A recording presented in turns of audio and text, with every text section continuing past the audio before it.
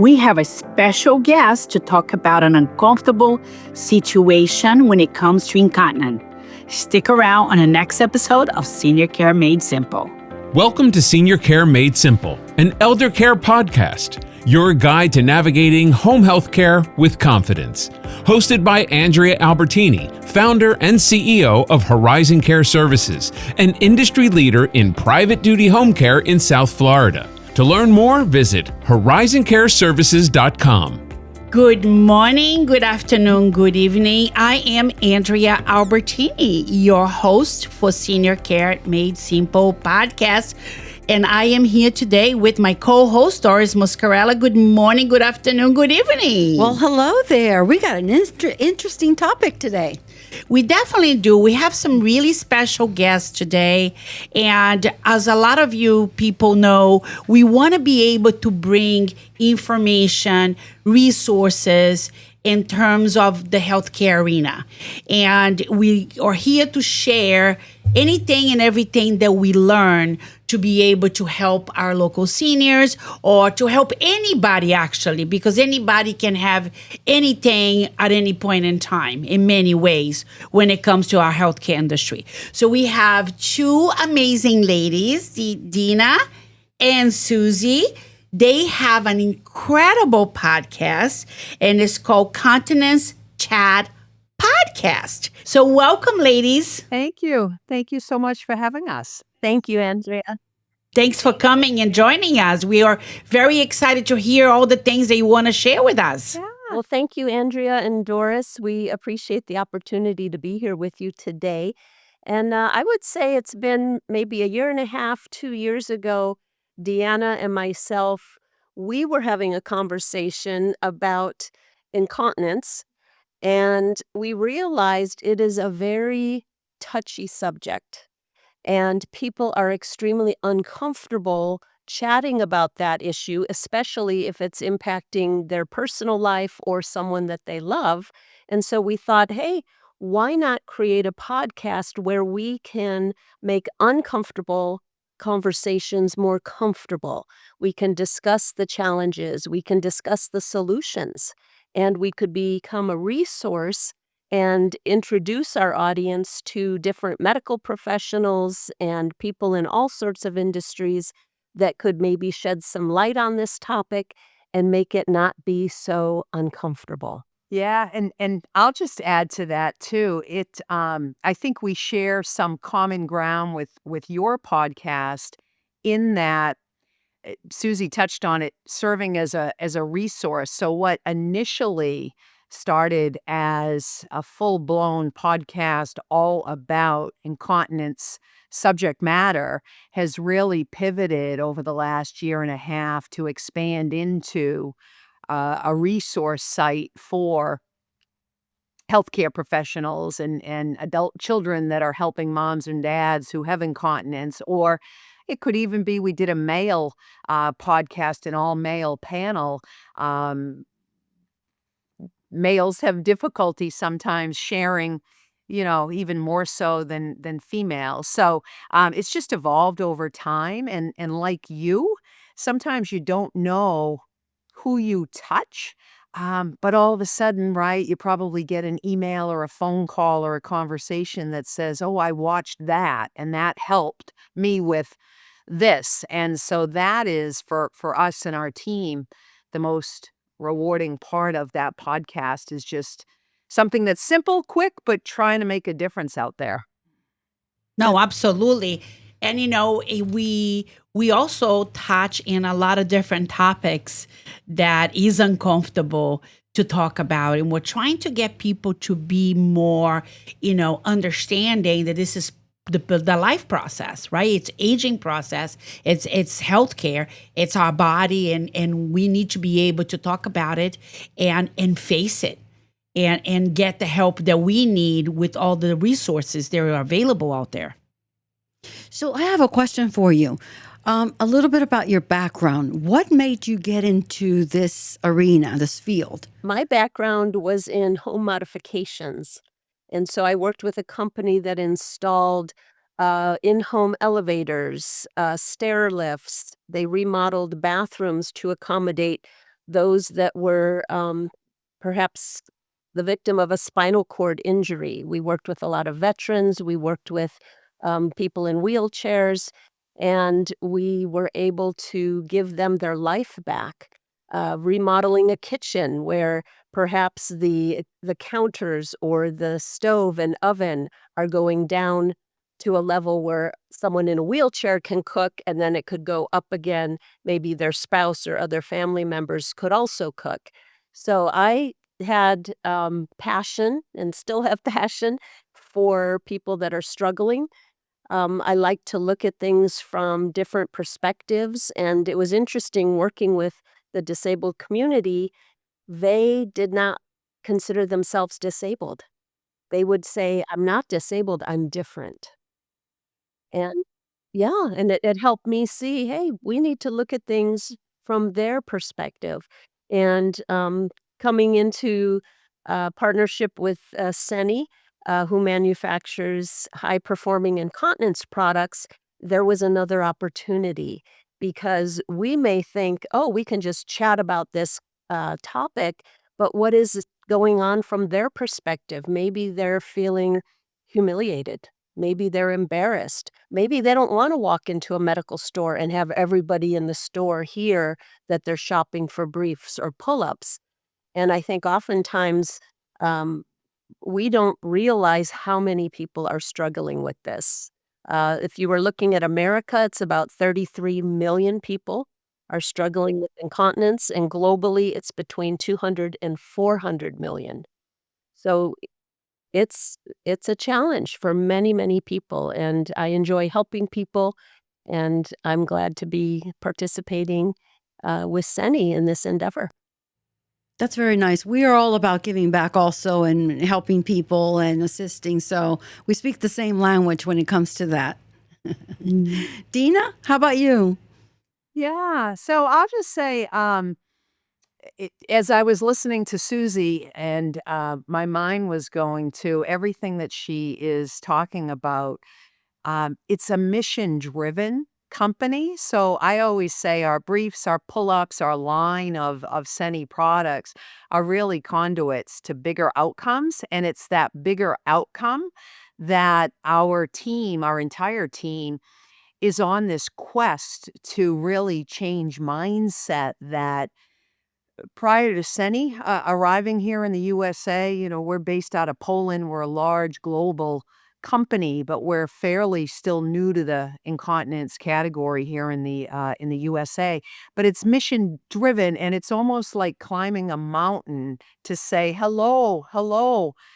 Let's shift the mindset from a disposable commodity to really a critical component of the continuum of care when someone has incontinence. So it's that mission that's the driving force. I had been looking for a new role. My background is in radiology prior to Seni for most of my career, but the people are contagious in a positive way, positively contagious. I went on an interview with who is our COO of Seni here in the USA and one of our other teammates, and they light up when they speak about changing outcomes. So they're not so much speaking about the features of the product, they're speaking about the outcomes. And that tends to light me up. And then hopefully that lights others up. And we're just growing and growing here in the US as we continue to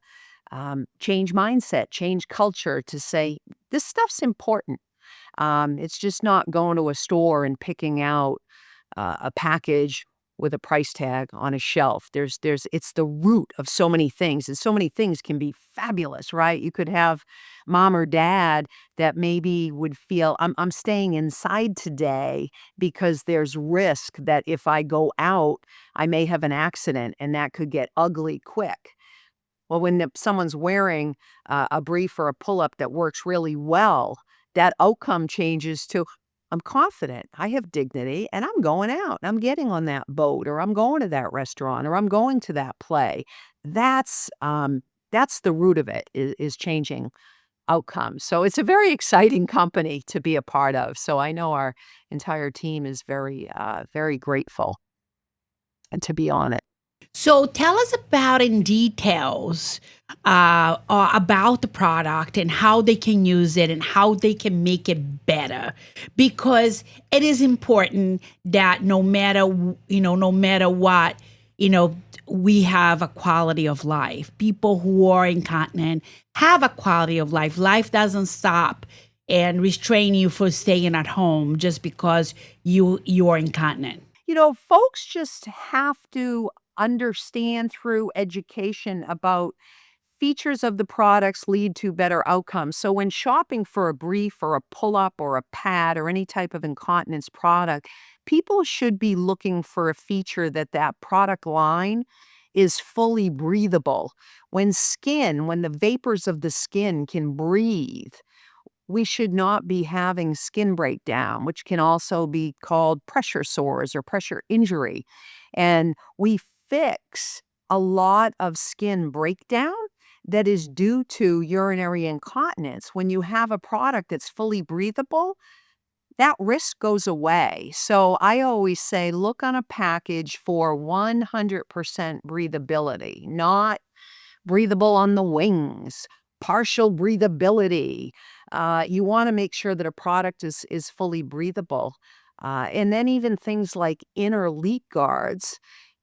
Inner leak guards, right, just like they sound, they prevent leaks. Well, how does that ripple out into a better outcome? If I can sleep through the night because everything's contained, if I urinate, I'm dry, I'm comfortable, I sleep. If I have a leak, my sheets are wet, my garments are wet. Now what happens? I may get up. If I'm groggy, I may get up and I may fall.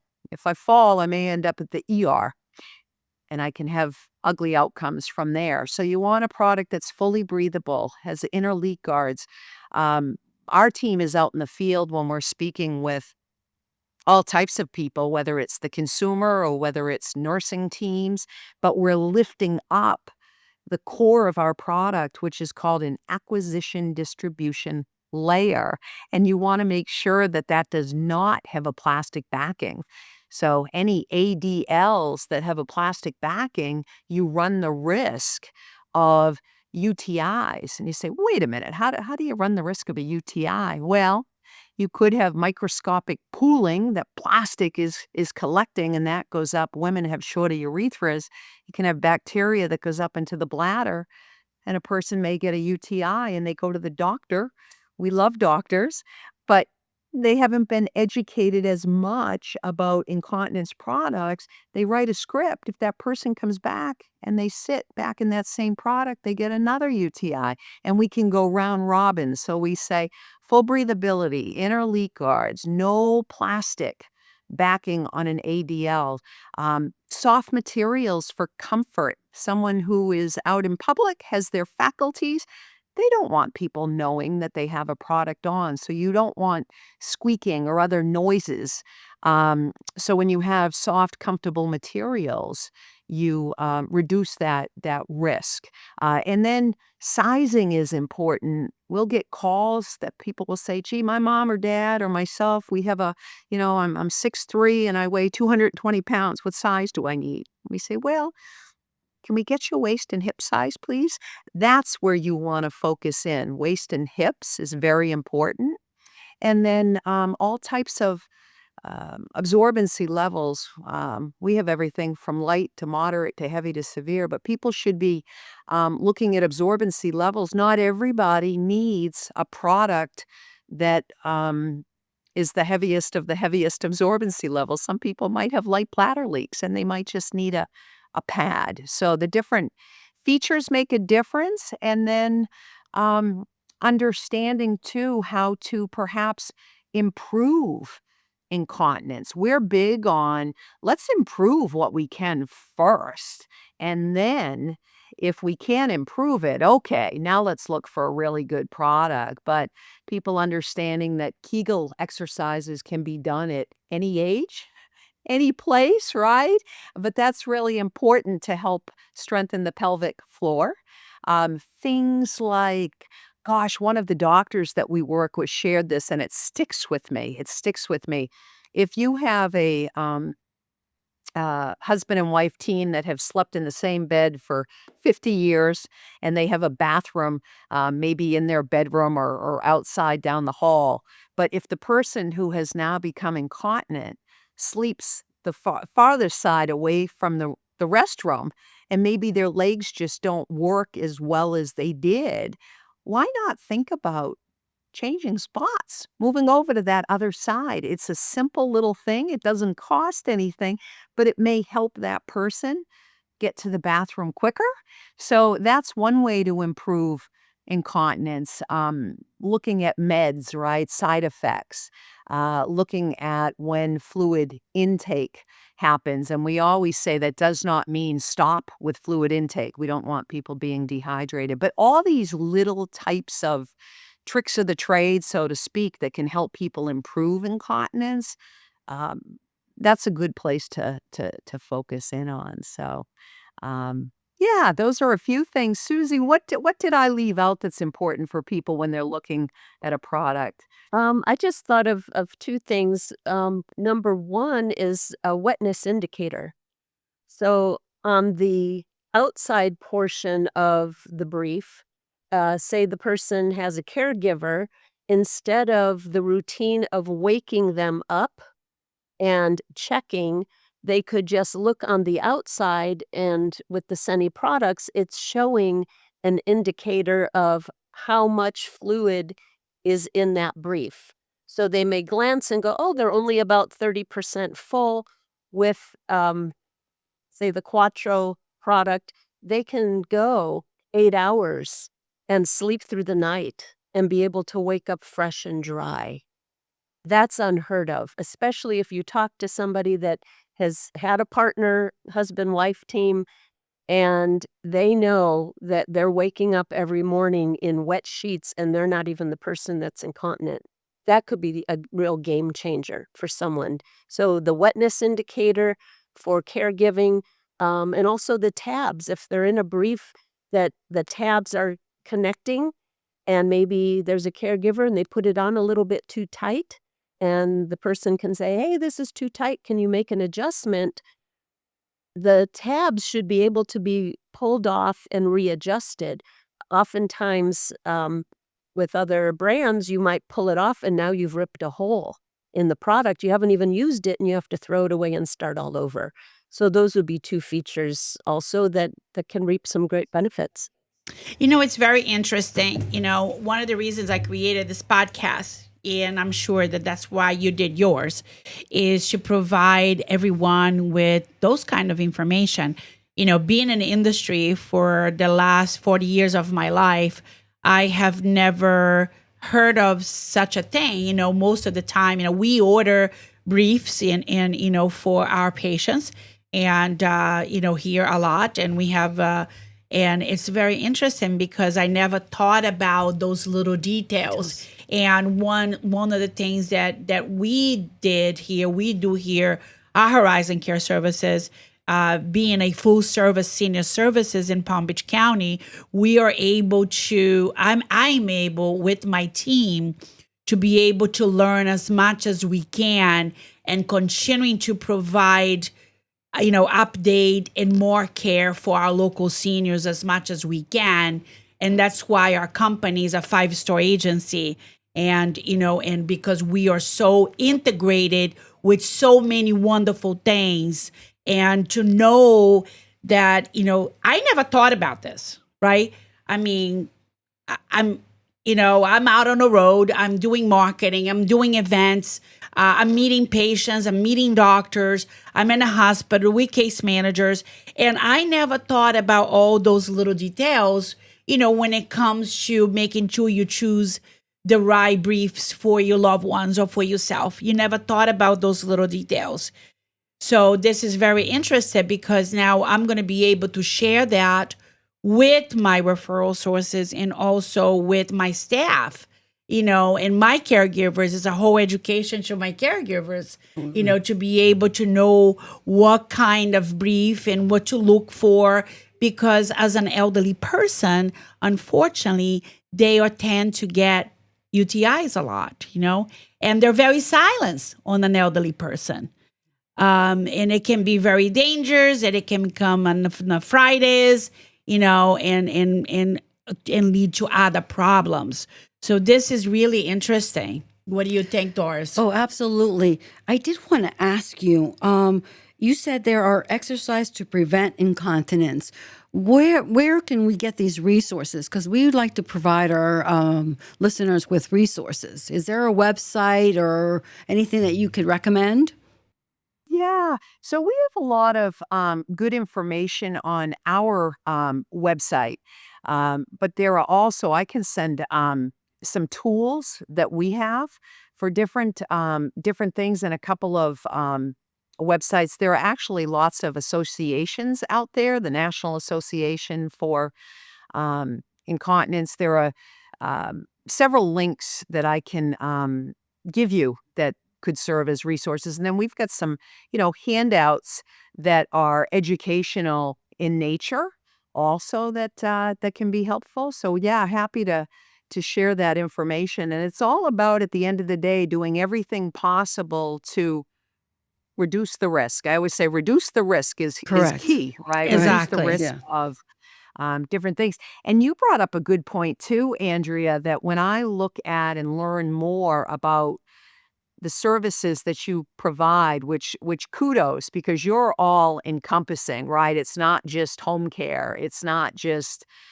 you've got. I know we've talked about your mobile primary care, and when I look at your website and podcast, so you're all encompassing. But I think, right? Correct me if I'm wrong. All the services that you provide and offer are meant to keep older adults in their homes, which to me is what it's all about, right? Everybody wants to stay at home as long as possible. And so this little tiny component of understanding continence care, right? Or incontinence solutions, however we want to word it, is a small component, but it's such a big component. One little thing helps. I know in the in different webinars that we've gone to and seminars and this and that, the number one reason why males will look at transitioning their spouses into a senior living community. And there are great senior living communities out there. I always say again, if you can stay home, great. If you can't, and you know how to choose a really good one, then choose a really good one that can help your loved one. But the number one reason is due to incontinence. And a lot of people don't know that. But that's the number one reason. They just say, I can't do it anymore. I don't want to change the sheets. I can't do it. And I think to myself, well, maybe they can do it longer if there's less to do. If there are less sheets to change, right? Because their spouse. And so it's just kind of interesting stuff. And that's a very good thought that you just said. And it's one of the things that maybe we should talk about it next time we talk about assisted living placement and the difference and things like that. Because once in a while we'll talk about, the changes that's happening in assisted living. So we should make a topic out of that. But that's a very good one, because to me is we also have, and being a full service, Horizon as you saw, is a full service senior services, right? So we're very different company than anybody else out there. So one of the things that we looked at it is when someone is looking for assisted living, they think that everything will be covered, right? But the other thing is not everybody will do well. You need to have somebody that is personable, that likes to have activities, and it's a busybody. Somebody who was a very private person and a quiet person, it's not the right place for you. So yes, if you can stay home, stay home. And if the case is because of the problem that you don't want to be changing your sheets, because it's an incontinent issue, using your products, that can fix the problem. Correct. It can certainly contribute. Many factors come into play with, as you know, right, with someone aging in place at home. But all day long, if a person is incontinent, it is a factor that can be positive or negative, and a product can come into play. creating a positive impact for sure. I think there's some misconceptions out there too regarding incontinence. A lot of people that I talk to out in the field think it's an issue only for older adults. I was going And to when ask they- you about that. Yes. And they also tend to think once someone has incontinence as a challenge that it's forever. And neither of those things are true for everyone. So incontinence could be a challenge for children. It could be a young man that has gone through some type of surgery, and it could be the result of the surgery. And perhaps it's a challenge for a segment of time, but not forever. So people get nervous about that and they think, oh my goodness, when we all hit a certain age, we're all going to be incontinent. Not true. Sometimes women after childbirth can have a season of incontinence or going through menopause, gentlemen that have prostate surgery. There are some things people can look at as far as lifestyle changes that could be helpful. And number one is looking at the medications, making sure their doctors are speaking with one another. Maybe some changes could take place that would eliminate the incontinence challenges, or looking at how much caffeine they're drinking through the day. That could be a trigger for incontinence. Anxiety.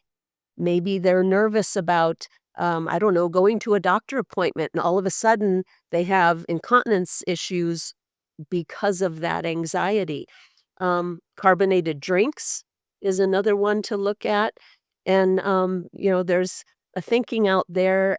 Yes, we want to drink water through the day, but maybe once it hits 6:00 p.m., we only sip a little bit after 6. Because if we're continuing to fill our bladder into the evening, we go to bed and then, boom, we've got to get up and go to the bathroom over and over again. So those could be little tweaks that could be, changes made very easily that could bring some great benefits for the individual that's struggling. Well, ladies, it was a pleasure having you here and sharing such important information. And that's the things that we need to continue to do as much as we can to keep improving our care and improving the lives of all of us. So thank you for being here. Thank you, Doris. Thank you, Susie. you. Thank you, Dina. And stay tuned, please, for the next episode of Senior Care Made Simple podcast. Have a great day, everybody. Thank you, ladies. Thank you. Thank you. Senior Care Made Simple, an elder care podcast, has been brought to you by Horizon Care Services, your private duty choice in home care in South Florida. For more information on acquiring home care assistance, visit horizoncareservices.com.